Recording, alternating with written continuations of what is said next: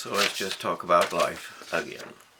So there are lessons in every reality, and of course the universities and their professors and 98% of the people that are there have no clue about what reality is, because their entire lives are based upon imagination, fantasy, and delusions. And that comes from the fact that they don't live in a world of reality. You go down to the grocery store and you buy food, what is wrapped up, and it's all clean and it's all neat and it's all just ready, and they don't live where reality comes from, so they don't know. But you understand some little bit of math at least, and the math is that like this paper represents, these are the total BTUs released by the world, and that's 568 million. Or that's energy production, and at any rate, the amount of oxygen that's required to burn that much fuel is about the same amount of oxygen that 150 billion people need a year. We are not going to survive ourselves. It's a finite planet. All the pollution that you throw away, in the quadrillion ton, is not going away. All the poisons that you release is not going away in the trillion ton. All the carbon dioxide that you create is not going away, and war is not going away unless you make it. So words don't stop bullets, and war won't stop hate. Hate just creates the war, and then they sit back and wait so they can rape and ravage and steal whatever is left from the people that actually participate in war. You have to make changes in order to survive, and one of the changes that we must make is that instead of letting people lead us, we must make the law ourselves. Rulers use rules to isolate people from the rest, so that they can punish them, so that they can create fear in the rest. And what we have to do as humans, as a world, as we the world, not just me or you or them, we the world, are now going to focus on leaders so that we can isolate them from their army and remove them from the ability to say, go attack that one. Instead, as we the world, we're going to say, we're going to attack you, not you attack us. And that's the difference between surrendering to the people with weapons and governing the people with weapons by law. So you can't just lay back and be a pacifist.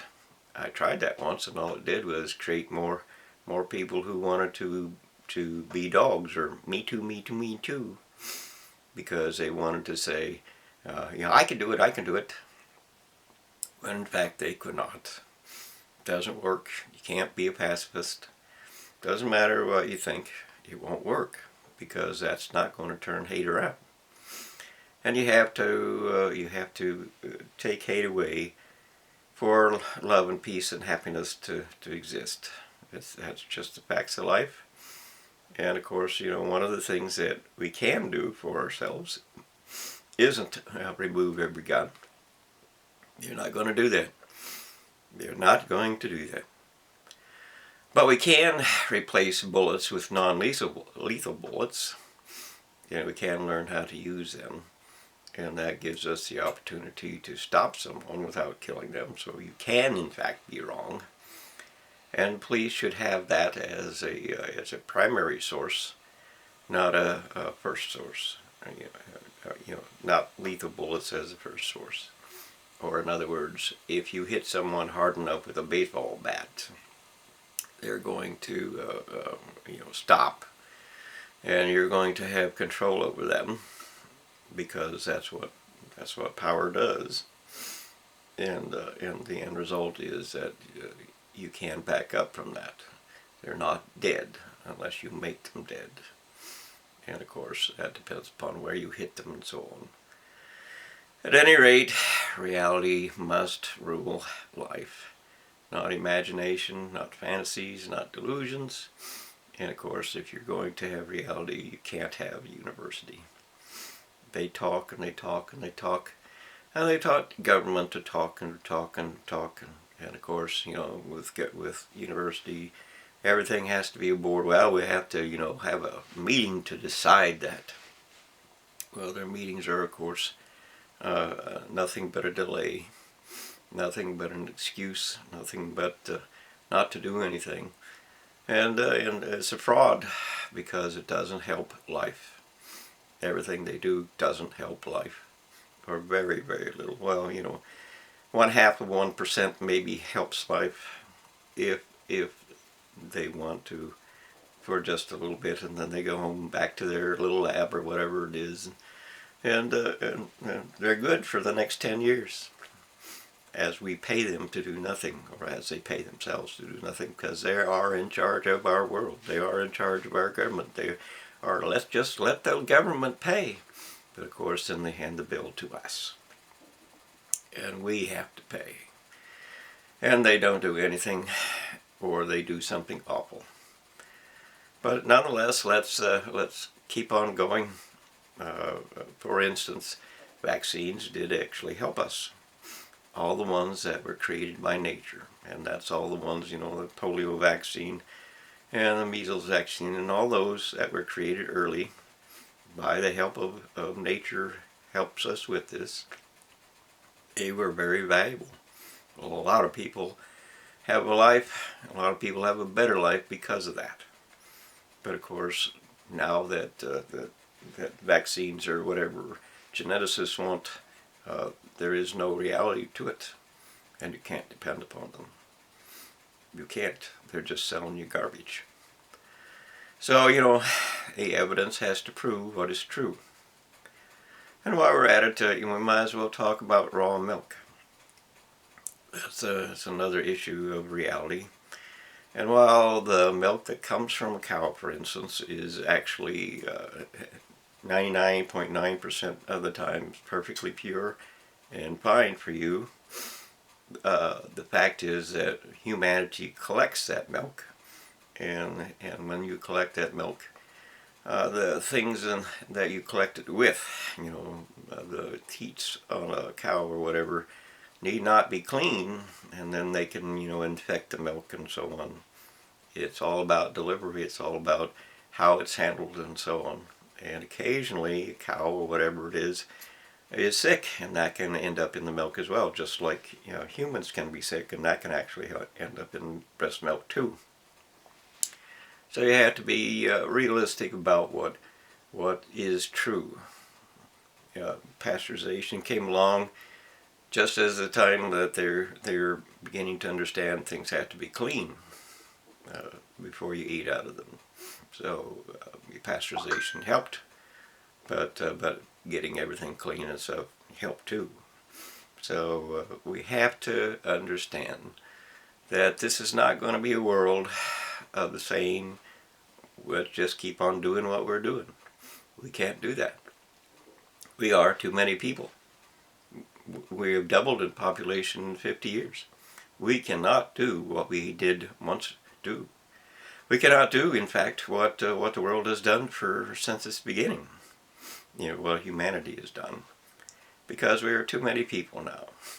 We have too much pollution, too much poison, too much everything. We have to do better. We have to do different. We have to find a different way. And of course, the reality of that is men just continue to believe that you have to have war, you have to kill them to make them stop. But of course, that's not really true. And the end result of that is that we do need a different leadership, and it has to be female, because female is more likely to choose for life than men are. You can bend it however you like to, but men choose war. They watch videos of people fighting and winning and what have you, and it has to be a life that is not going to be that way. We are too many for that way. We have to change. And that means that instead of money decides, we have to, exchange hours. Your time is your life. That's what it is. Your time is your life. So if my life is equal to yours, then my hours are equal to yours. If we're doing the same thing, if I'm taking more risk, then I deserve more. If I have a lot more education of reality so that I can do more for you than you can do for me, then I deserve more. And so on. And we are people that have cultivated a life for us, and we built a life for us. But that doesn't mean that immigrants can come over and take it all away. Just because you need a place too doesn't mean that I have to give away mine. But limited capitalism recognizes the fact that we have to share. Limited capitalism means that we vote on the limits of what your income for a year can be. Even if you make it in 1 minute, you're done for the year. So you can modify that in different ways, but the end result is that we can, as a nation, or to a degree, even a world, decide on what the limit of an income can be for anyone, so they can't create armies against us. That's a very primary benefit of that.